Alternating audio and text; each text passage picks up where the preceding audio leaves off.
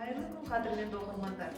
Еңбекшілдік кітапхана қызметкерлерінің ұйымдастыруымен өлкетану бағдарламасын насихаттау мақсатында 2 мәрте социалистік еңбек ері, білікті басшы, ауыл шаруашылығының айтулы қайраткері Николай Никитич Головацкийдің туылғанына 110 жыл болуына орай ел қалаулысы жұрт мақтанышы атты тақырыпта еске алу кешін ұйымдастырып отырмыз. Білікті басшы шынайы, риясыз еңбекпен ғана абырой биігіне көтерілуге болатындығын өз өмірімен, бар болмысымен айқындап берді. Елжандылықтың жарқын үлгісі көрсетті. Табыстың атасы жер, анасы еңбек дейтін қанатты сөздің шынайы мағынасын ұқтырды. Жүгері өсірудегі жаңашыл бастамалары, жемісі ісі жоғары бағаланып, кеудесіне 6 рет Ленин орденін тақты, 2 рет социалистік еңбек ері атағын алды.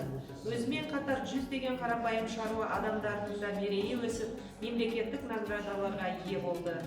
Артына айта жүрер аңызға бергісіз із қалдырған Николай Головацкийдің есімін біз қай жерде де зор мақтанышпен айтамыз.